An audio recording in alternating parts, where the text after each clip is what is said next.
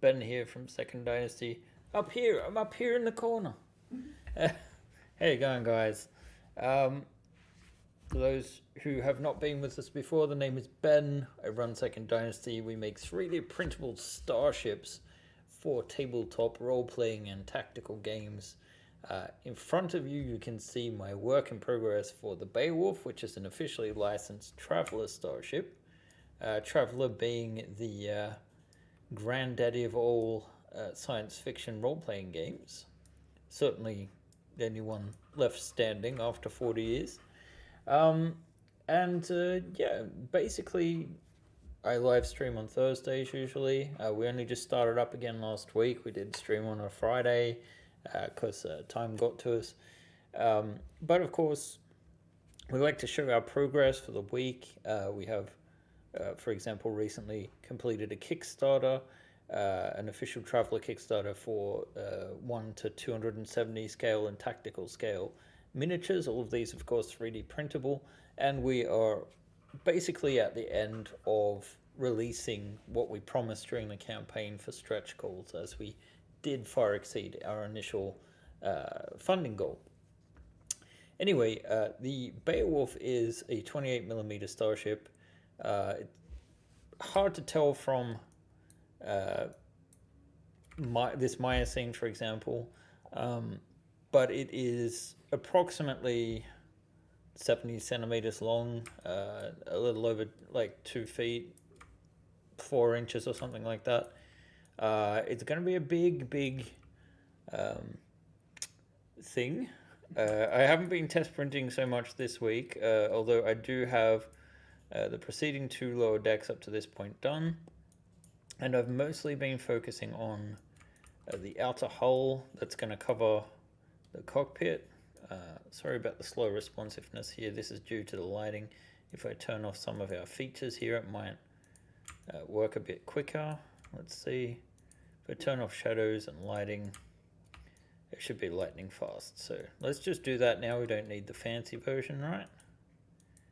And in fact, we'll stick back on some of those features so it's not completely unpleasant to look at. So yeah, most of the work I've been doing has been what they call Deck A, which is the top deck.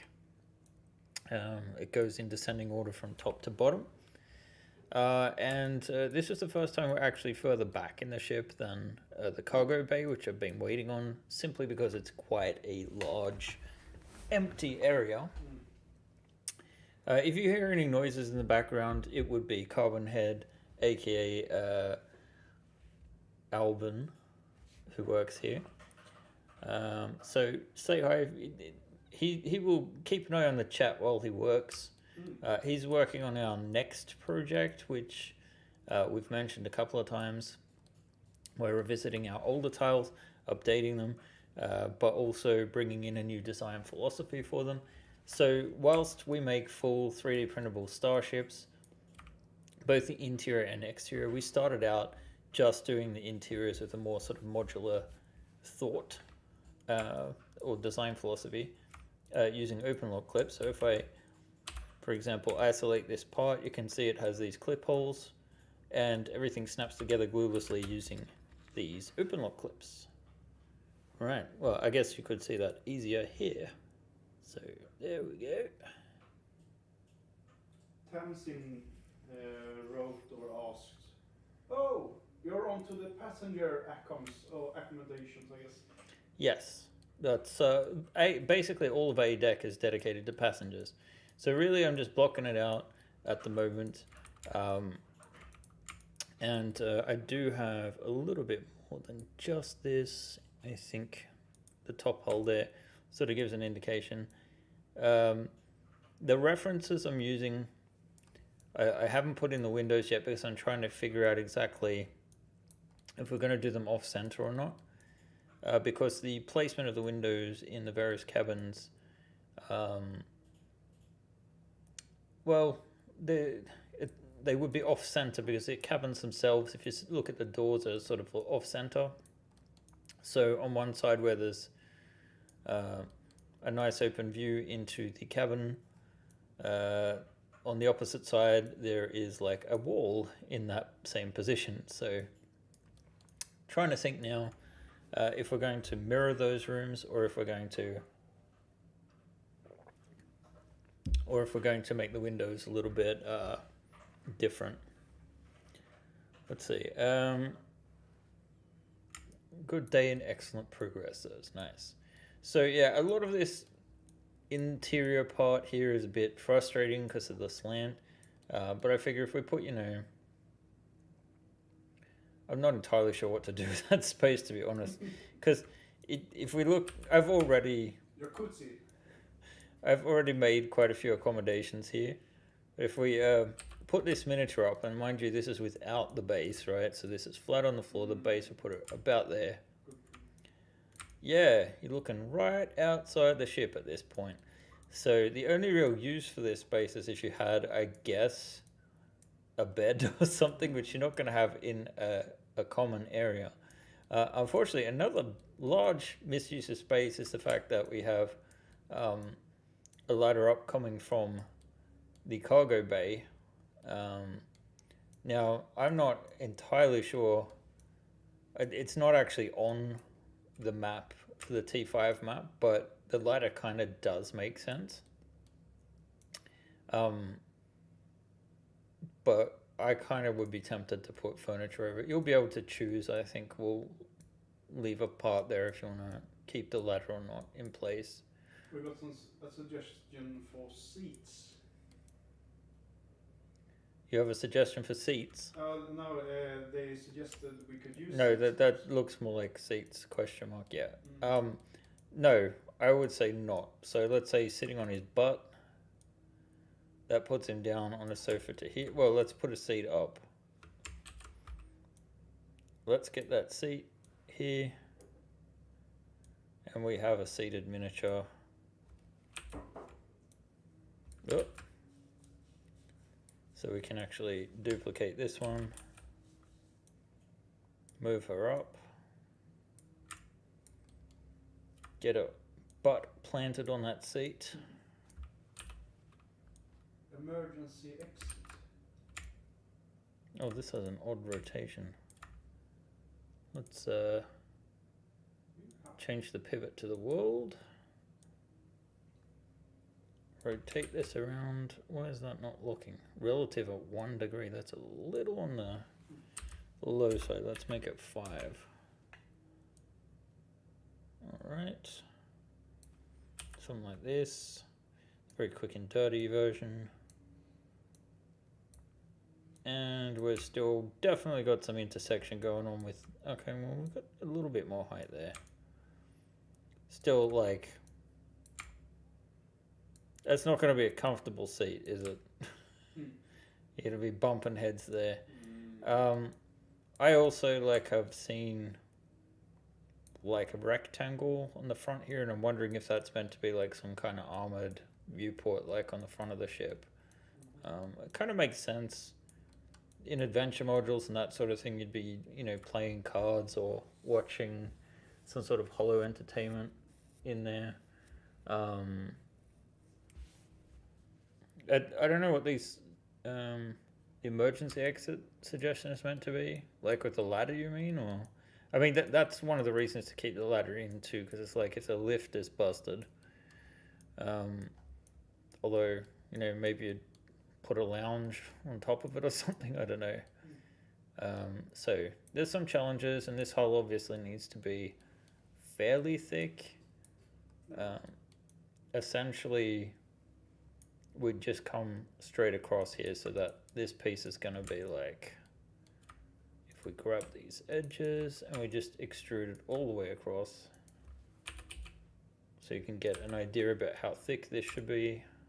So there was a comment here, deeper backs question mark. A viewport would be awesome, and this was from Totally Glitch, and 5 Phoenix 2022 say yes. So I assume these two guys agree, at least. I think lying reading nooks would be good. More than likely, I'm going to leave this blank. Just as a this is for you guys to figure out. It won't be exactly like this. There will be a slightly flatter version of that, I think. Or maybe not, we'll see. But yeah, the lid's going to go on there. There will be a little bit of wall sticking out as well. We haven't put that in yet. So, but generally we've blocked this out quite nicely. And it's a reminder that whilst the ship is quite large and I've only modeled about a third of it, maybe 50% of it's actually the hard stuff is done. So where are we at now? We're in the middle of March. We started the 1st of February. Did we? No, we started the 1st of January. When did we start this? Yeah. I'm confusing it with last year, I think. I mean, didn't we like start in the beginning of this year? Basically when we moved? I think so. Yeah. I think when we moved. Let's see. I'm gonna just open up the Maya files and see what the oldest version is. Oh, it's probably not gonna tell us actually, because I usually save over the top of my old ones. You need to use the history of Dropbox or something perhaps.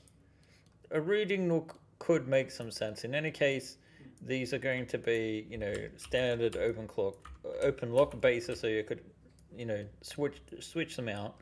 There will be a bit of a wall built in though. So, but you might be able to in the future use something like 3DO to place things like that. We'll see what happens.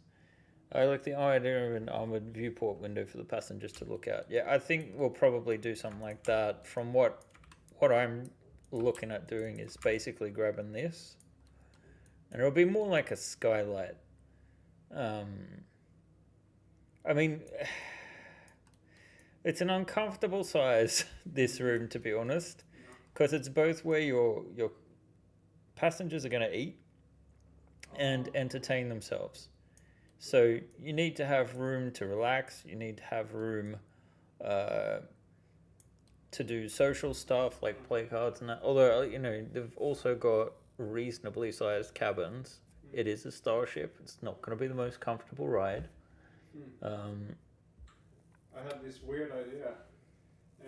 Like a hub for a central vacuuming system or something. You have just the big exhausts, or not exhaust, but vacuum ports along the floor or something like that. Okay. We got another suggestion of understories for a short space that might be more appropriate, I guess. Look, guys, I'm not going to go away from the existing deck plans. It's as simple as that. We're trying to make it as T5 accurate as possible. What you guys stuff into that space, though, is entirely up to you.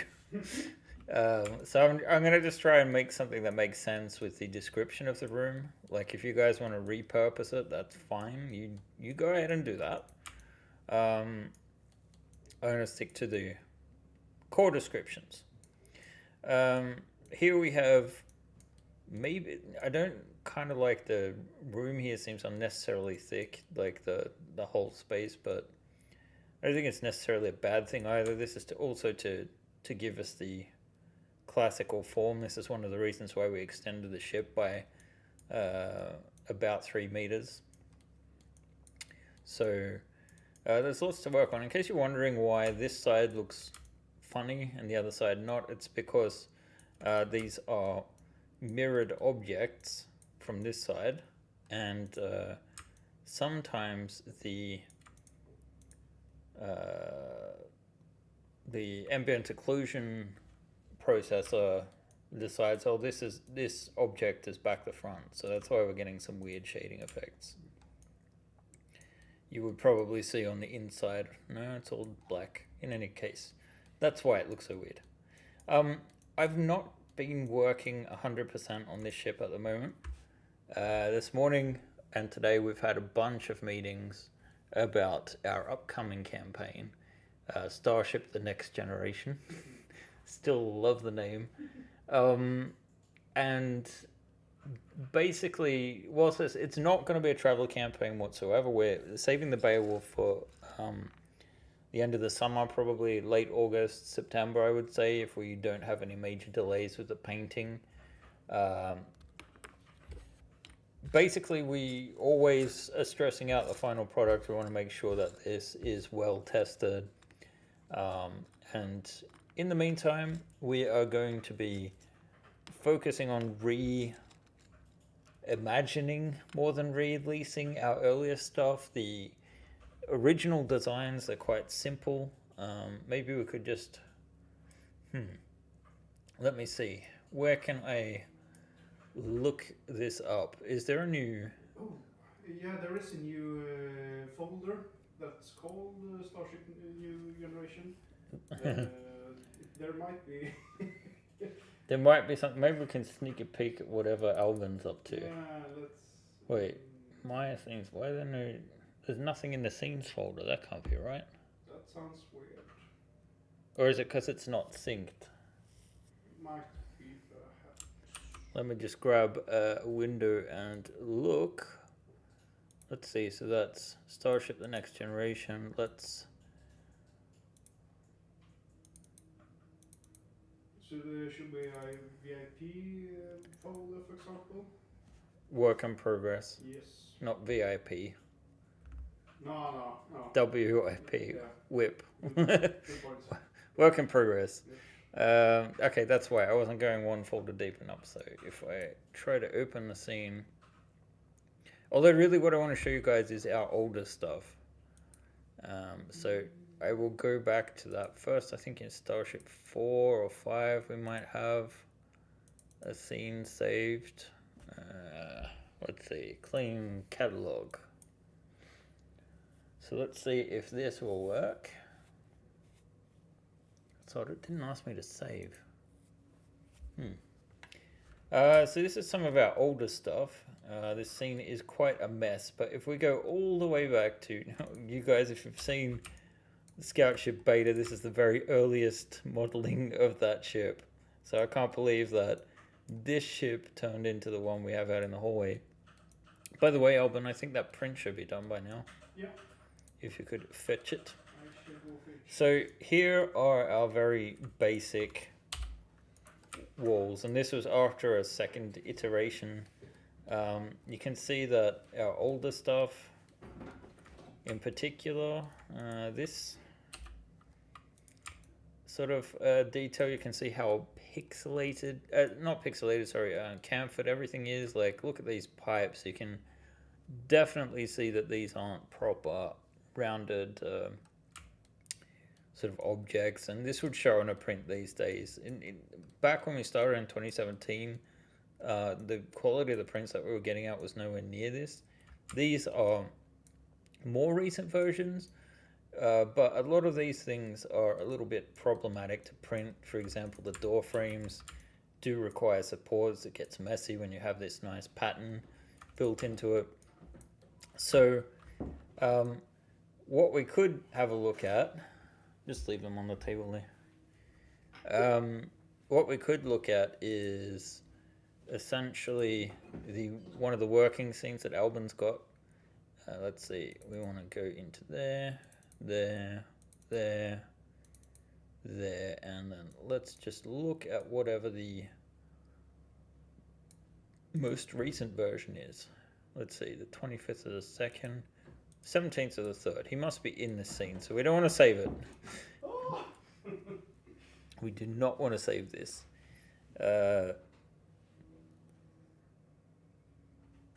Let's see, there we go. So, this is very much a work in progress. We can put a few of the fancier features on, and we don't have any scene lighting, I see, but we did put some screen space ambient occlusion. So a lot about this is breaking down pieces into their elements. As you can see, these older pieces here, they are a little bit more detailed, but these have many issues that affect printing quality: overhanging pieces, wide bridging, the built-in supports, which, hey, if you've got an FDM printer, they provide pretty much flawless open lock ports, right? However, if you're trying to print this on a resin printer, These are a nightmare to remove. The resin's more brittle. Not to mention that, it complicates draining issues. Some of these items are way too simple for my tastes. But yeah, the steps we're taking is to divide up the core components into some base, I guess. We must have erased what was on the board there. But basically, like the core elements, basically the skeleton of the open lock clips, right, where the clip holes are, and then breaking down the components into simpler pieces that can then be customized heavily. For example, here, I think this is the most recent work we're looking at today. But yeah, we can create a bunch of variants with new handles. We test printed these. They look more in scale with the rest of the items. We'll be able to do stuff like have a wall on one type of wall on one side and another type of wall on the other. And in the future, the far future, we're hoping to actually use 3DO. Stands for 3D diorama. It's the evolution of deck designer, a piece of software that John from John Games has been writing for us, which will essentially allow you to load in stuff like these models, and eventually we're hoping to get it to a point where you can choose the components you can place on a wall. So essentially, while we would be modeling the base wall, you would be able to choose stuff like the semiotic symbols that are on it. So if you, for example, have a locker, you could put like a semiotic symbol that indicates it's a weapons locker, or just general storage, or a suit locker. And we could also allow you to put greebles on the walls, like for example, different cupboards or finishes, that sort of thing.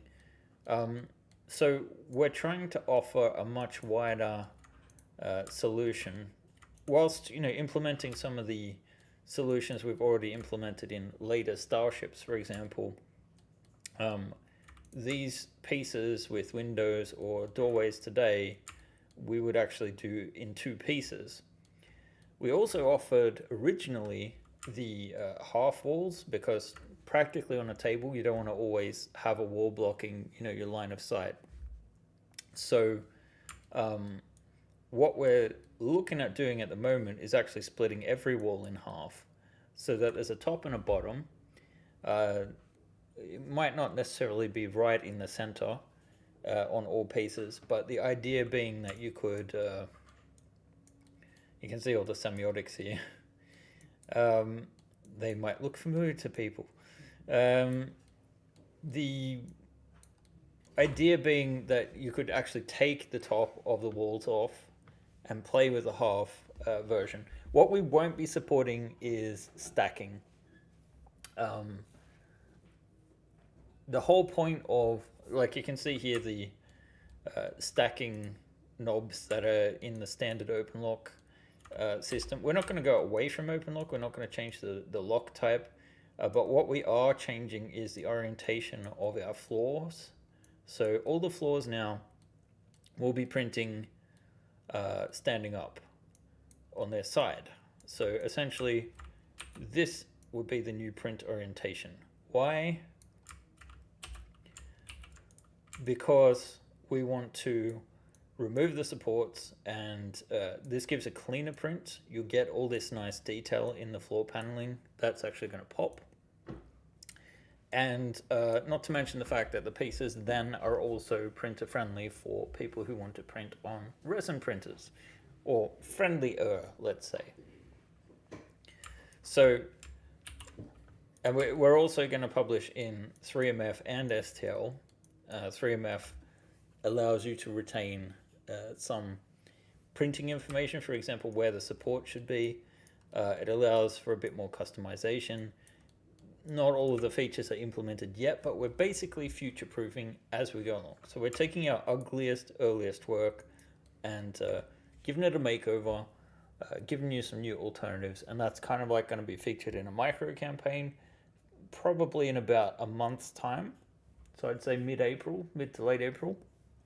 And we will also we are just going to do the core base tiles, walls, and floors, as well as the corridors and engineering from Starship 1.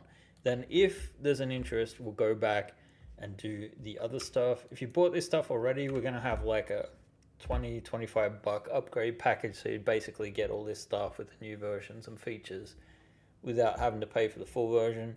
Full version, maybe we're looking at about $50. We're looking at doing smaller, cheaper campaigns, but 3 to 4 times a year instead of 1 or 2 big campaigns a year.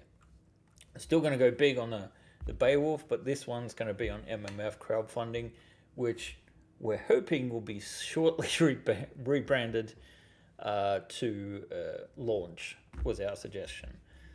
So we've deliberately changed the name of this campaign from Relaunch to Starship Relaunch to Starship The Next Generation. Both because 3MF is the next generation of 3D printing file formats, and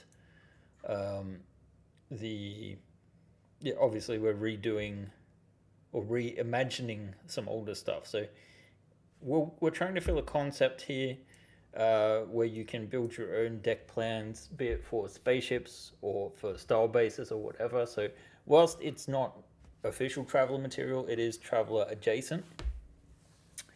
And you can certainly use it in your Traveller games with the miniatures we've provided until this point.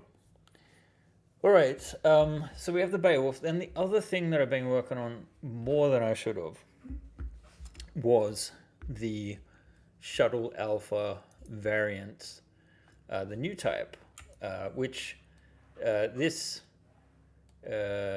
well, I guess these were the original variants. You can kind of see the scene I've had up here. Some people were saying that Shuttle Alpha looks more Star Trek. Well, some variants look more Star Trek than others, but I am inclined to agree that the overall whole shape is a little bit more Star Trek-y.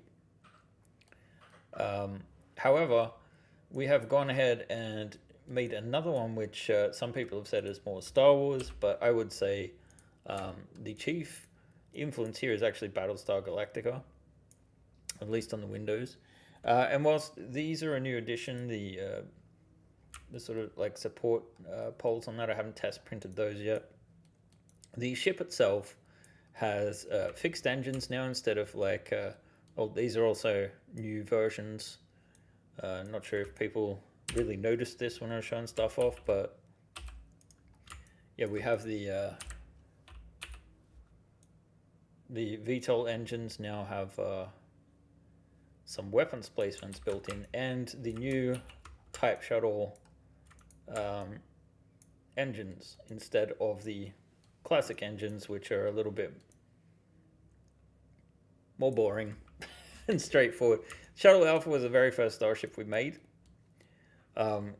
We've come a long way from what I call the Mark 1. This version here is the Mark 3, and that's when we gave the interior an overhaul. You can actually, this is the Mark 2 interior, it's just empty. The Mark 3 interior added a whole heap of detail to the interior of the ship, and even more so, we changed the interior layout as well. Let's see if I take the tops off. Hopefully, okay, this isn't all in the same layer here, but we can take that off. You can see in the Mark II we have sort of these inbuilt walls which are kind of redundant. These are the half walls from Starship 2, and this uses the Mark III interior here still, and selected objects. So you can see that we pushed those walls back because the base files for that have all this great interior work, right? So there was more space to play because we weren't having these, stupid built-in walls. Well, we could use those as an example here. Let's see, turn off the shadows. So yeah, that's the Mark III interior there. We never did the top. because you don't use it, you just flip it over, right? But the Mark IV is what I'm calling this newer version. Now, if we look at the back of the standard version or the Mark III, it didn't have very much. Let's put the top spec on. Wait, why didn't that work? Oh, I didn't make it visible. There we go. Let's see. I like the... Okay, yes. You love the name, the Mark IV? So, yeah, the rear of these ships, if I turn off the lighting so you can see it, there really isn't very much detail here. This was, you know, I think I spent about a month designing the Alpha. This is still the Mark II. The Mark I it doesn't even have any of this whole detailing whatsoever. So you can see the back of the ship is quite plain. There is chamfering going on here. You can't really see it here. If we make all these edges hard, you'll see that when you print it, you can definitely see that the geometry is very chamfered, so it's not really as round or as smooth as it looks like it should be. And this is something I'd like to change in the future, and something I have changed with the Mark IV. So the Mark IV isn't intended as a replacement. It has a version as well, which, like, these fins are actually not integrated in the version I've test printed at the moment. And even the version I've test printed isn't as high fidelity as the original version. I did go back and add some weapons placements on the side, so you can add some guns there or another open lock clip accessory. You could maybe put a missile rack or something. So they have fixed engines. I put some fancy lights in, but you can see here on the back end, even if the lighting isn't that great, that compared to the original, there's a hell of a lot more detail. Let's get these side by side. Let's see if I take the back here and we move this so we can sort of get a good glimpse of what this is going to look like. We got a comment here. One suggestion on the Mark III internal details. Add a connecting rib on the back side of the pipes to mechanically connect it to the main body. Right now the pipes freehand are really hard to print. Are you sure you're printing in the right orientation? Okay, well, alright, I'll take that into consideration. We weren't planning to approach those parts, but if we're updating the original parts so that they're in line with the Mark IV at some point, we will probably do that. But you can see, this is the Mark III back, or Mark II, it hadn't really changed. I guess interior-wise, it's the Mark II. And this is the Mark IV. So there is a considerable amount of new detail that's been put in, more greebles. The landing gear is actually new too, and in fact that's what Albin had printed out. So this is the first iteration, completely support free. I would, if I had a choice, if I had more time, I would redo them. Come on, focus. There we go. So not a perfect print at the moment. It needs refinement, but this still did print without any supports. The base is slightly different. You will notice on this version that the feet don't really fit. Albin thought it was a feature that the traditional feet. Sorry about that bump in the. Like the extra details. So here's the feet, the way they attach normally. You can see that they're actually quite loose. This is the thing that Albin thought was a feature, like it's suspension or something, which I thought afterwards was a really neat explanation. But no. So these new ones, if I just put the clips in, let's see, they should be much firmer. And we're going to see now if this actually has worked or not. So let's reattach the back. Hopefully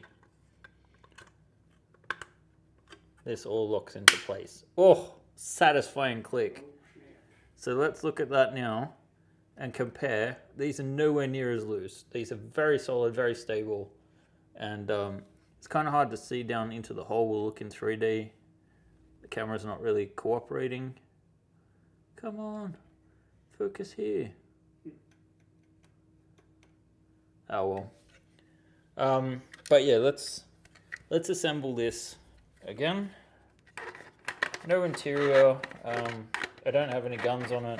This is not the version without the fins. But yeah, here is the Mark IV. And also the front in the final version, I think, has those 2 lines turning it into a sort of like more blocky style thing. I'll probably put out this front as well. But yeah, we have the Mark IV, the engines, the rear. I don't have any clips in at the moment, so it's not quite aligned. You can see it's wobbly. Actually, I can put some clips in to stabilize that. They said that the new feeds are outstanding. There we go. That's a good one. So you can kind of see the green is the one part that's left from the original version. I only ever meant to change the front. So yeah, it gives the shuttle a complete makeover. This is just a different shuttle, essentially, that is a cousin. Like, Albin had the perfect way of presenting it and saying that this is like the 2022 model, as opposed to the original being the 2017 model. So I like the fixed engines. You can kind of see that nice detail at the back, the interior. Like the part you were talking about and how well it printed, we can actually take a look at that. Oh, they were talking about the pipes and the floor, apparently. Okay, well, the issue for me is you can see the detail here in the pipes on the floor, and they all look fine to me. So, this is my issue. I have a stock Mark III Prusa and Mark III S. Sorry, Mark III i3 S. Wait, what? In any case, the pipes print perfectly fine for me, so I have to take out a few of these supports. To clarify, it's the pipes on the floor, they print vertically and are like toothpicks which break easily.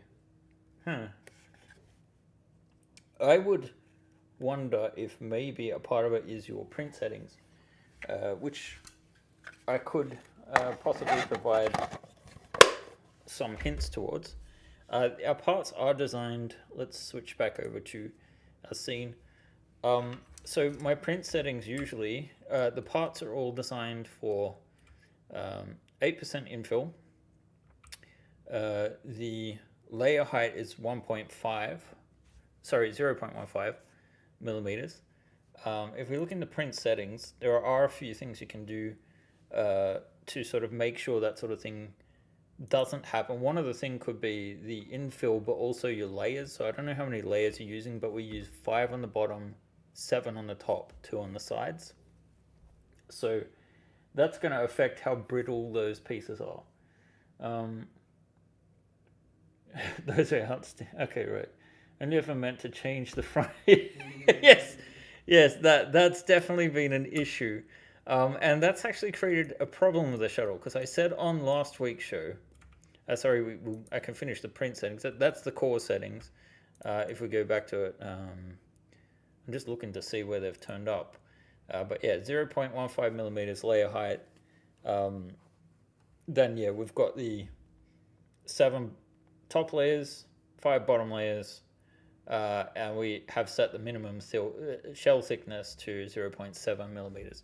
So basically that'll just add extra layers if it's not thick enough in places. So that will help stabilize the pipes when you're printing. I know that's kind of like blaming the printer over the design itself. I'm not saying that the design couldn't use some adjustments, and I'm quite sure that if I remodeled that today with QuickPipe or something, I'd be doing it differently than I would today. We back then, I mean, we have definitely gone over a lot of that kind of stuff even today when we're talking about what we want to optimize, how the semiotics and greebles are gonna work. And then in advanced features, there's a few things you can do with the slice gap closing radius, and more importantly, the XY size compensation. So here, a lot of people don't have this. I think the default's just 0, right? So we have it for 0.07 millimeters. And what that does is it's going to go in and look at the most delicate features. I don't know if this is a good model to demonstrate on. Let's see if we've got something with a semiotic would be better. So not sales images, what am I thinking? Let's see, the Beowulf. Let's see, this has nice features here. It's got some semiotics. I think we can go even better, something with the floor pieces here. All right, so here we've got 4 different semiotics. So let's turn off the XY size compensation and run this through the slicer. So now it might be hard to see, but when we look at these semiotics, what you can see is we're missing the sides. And that's just because some of this detail is just too fine for the slicer to pick up with its settings, right? So the XY, if we revert this, right, and we go back to the platter and we slice again, you can see that these symbols now have their sides filled in. They're a lot more visible, right? And so that can do a lot of stuff to close in those gaps, and a part of that's going to be filling in those brittle curves and whatnot. So just some printing tips there that might help you with that kind of problem in the future. Not saying it's not all the model, but yeah. So the elephant in the room then is what to do with the shuttle. Now, last time we talked about the shuttle last week, there were some suggestions that we fold it into this upcoming campaign. And up until this morning, I was like, yeah, we'll do that. I've changed my mind about that now. And the reason is because we always do these campaigns where, yeah, you guys, especially you guys that are on the stream, are fans of us, of our work and materials. I'm just going to put some lighting back on to make this fancy. And that's all fantastic, and we appreciate you guys so much. But for new people, especially people that haven't been with us or even people that haven't been with us very long, it's absolutely overwhelming when we launch a campaign and it's like, here's this, and this, and this, and this, and this, and this. And a part of, like, as much as I want to get this shuttle out as soon as possible, it's going to make it harder when we relaunch our tiles to focus on the purpose of those tiles. So rather than create a discordant campaign, we're not looking to make huge amounts of funds to keep us going. What we're going to try and focus on is doing some mini campaigns. So this campaign will focus solely on the tiles, and we'll unlock some stretch goals based on the funding for those tiles. Then the following month, whilst we're still delivering those tiles, we'll do a mini campaign focused on the Shuttle Alpha. But we're not just going to do this Mark IV version then.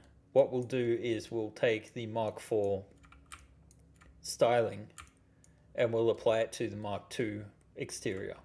So the Mark IV will not just be this new model, it will be the older ship given the love that we gave to this, or at least in the final release, right?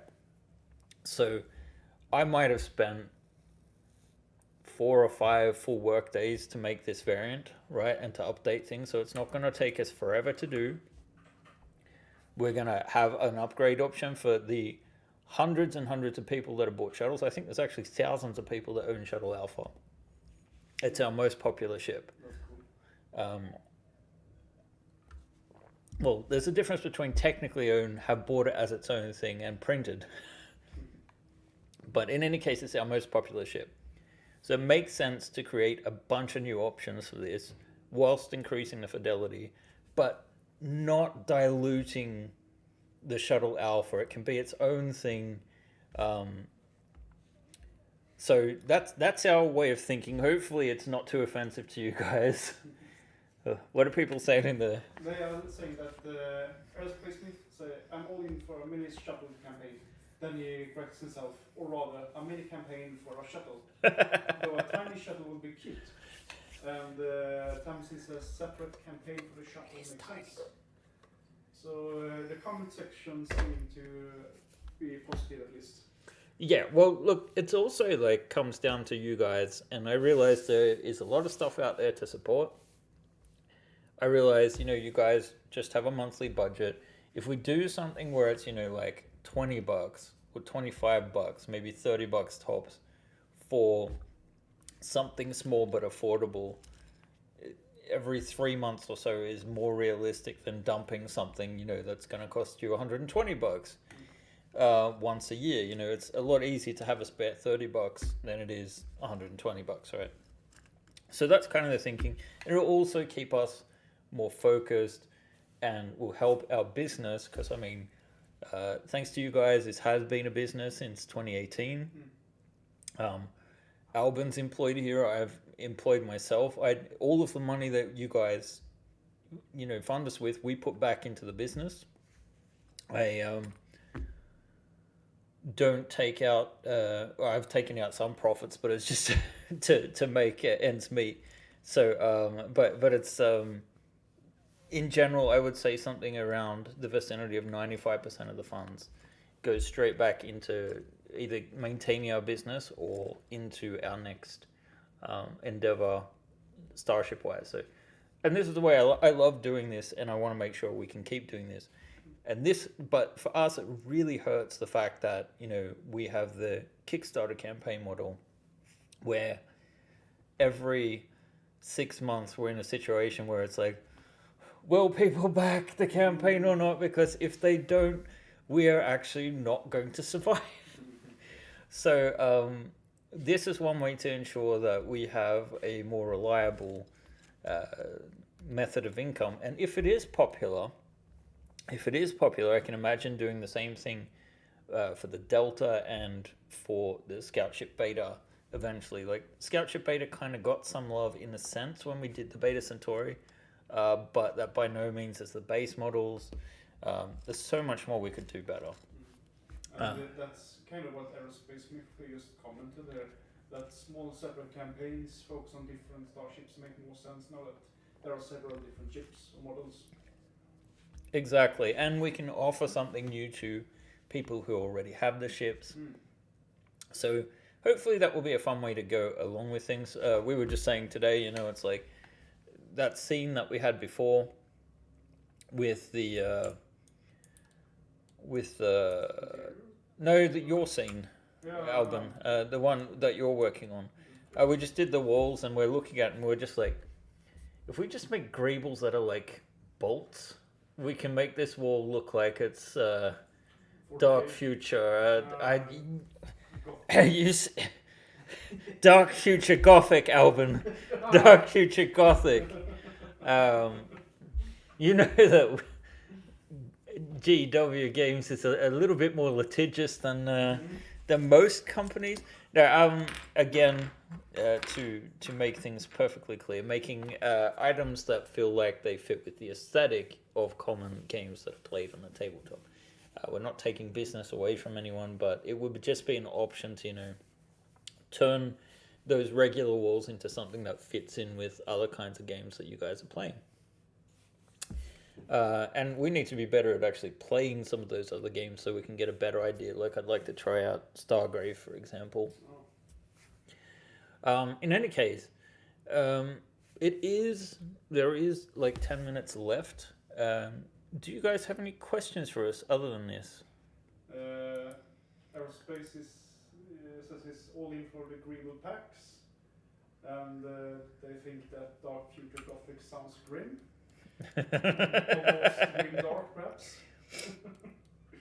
I was in the process of turning the Mark II top here into the Mark IV style. So if I turn off the lights here, you can kind of see I've already gotten started on that. This is something I probably shouldn't be focusing on at the moment. I should probably be focusing a little bit more on the Beowulf or on what Albin's doing.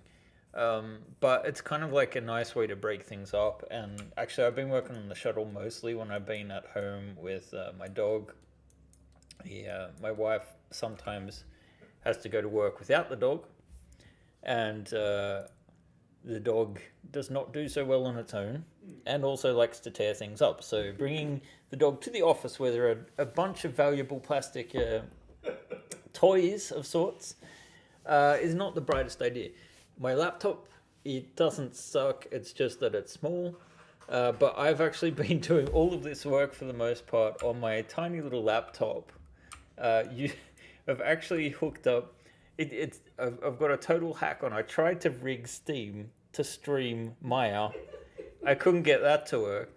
But then I found out that Divinity Original Sin 2, when you turn on the game, it goes to the Larian launcher instead on my main computer at home. And if you just actually minimize that window, you get your entire desktop. So that doesn't seem like that was how they intended that to work, but it's kind of worked as sort of like a team viewer for me at home. So I was able to stream Maya and basically sit on the lounge, make sure the dog is relaxed. The dog is a retired greyhound who had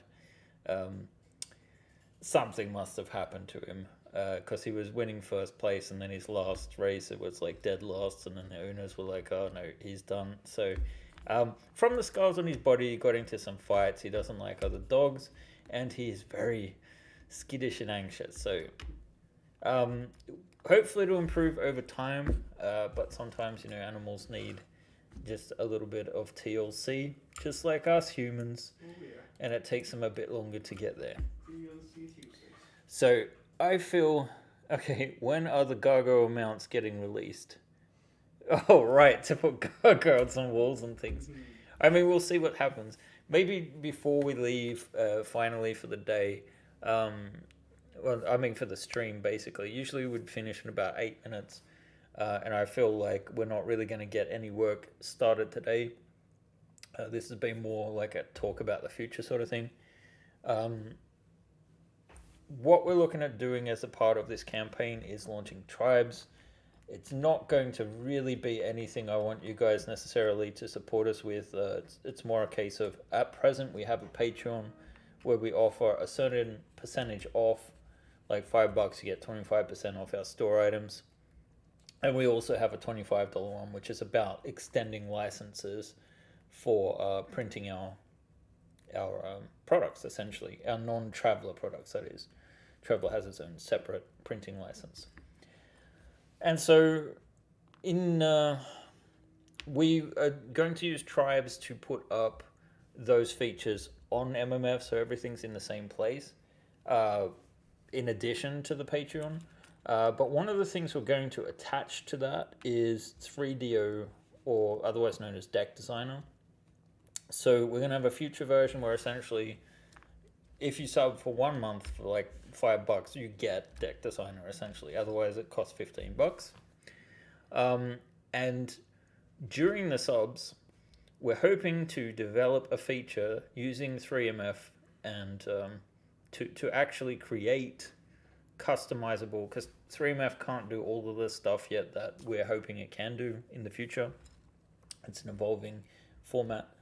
But we're hoping to create a sort of off-world section of 3DO where maybe you have a monthly password or something, and that will provide a tool which has additional functionality where you can actually customize the pieces and make them printable. So Deck Designer in the past, I don't know if we have an older version of it here somewhere. I think I could load up a copy. 1.52 is the most recent version I have. So deck designer, right? The software made by John, very nice. We can view our ships. Let's load in the Type S if it downloads. This whole pause at the end, the 99% thing is just put in to troll with people. And we put it in the default, so it's not just a ship viewer, right? I'm trying to use my controls here. So you can view the models, right? Because obviously when you print something as large as the Type S, it's got around about 150 parts, I believe. So we have the instructions. And you can go through printing and assembly step by step, right? To see how everything fits together. We show everything except the open log clips. So at present, this tool, you can import in your own STL files to visualize. That's all well and good, but there are certain functionalities that are lacking that we'd like to implement in this current future version, which is called 3DO. Stands for 3D diorama. We're trying to open it up because deck designer, some people felt like it sounded like, you got collectible cards or something. In any case, so there would be a function in here where if you were a tribes member or something like that, you could basically take our tiles and customize, where the semiotics are and that sort of thing. This stuff that we're talking about, like, we can increase the flexibility of. This is how we would implement it in the future. So, in any case, I think we were talking about when we do launch this campaign, we'll put our tribes up for everyone for free for like a month or something if they want to test it out. But then John's also going to do a bunch of custom models. A bunch, I say, but 2 or 3 variants of things. So over time, we'll have a wider database of models you can print. And it's just a way you can either choose to support us, or if you're buying a larger ship, it makes sense to subscribe for a month, get 25% off, cut off some of the costs. So if you buy a Chimera, which is like, I think about $50, you could get it for, considerably less. Or would it be like $12.50 off that? So you're saving about $6 or $7, and you get all the tribe stuff as well. So I don't know. We're just looking at different models which we can support ourselves with. It's completely voluntary. We don't intend to, it's that kind of functionality that might be a cool thing to have if you want it, but not a major issue. That's sort of where we're heading now. It's going to be an exciting year, but we do need to, ensure that we can keep things rolling around here. These are uncertain times as well. So we'll just keep doing what we do, and hopefully you guys will keep supporting us so we do cool stuff. Anyway, I think we'll leave it there for today. What do you think, Alvin? Yeah, that sounds good. All right, guys. Well, thank you very much for joining us, and we will see you next week. Bye, guys. Bye-bye.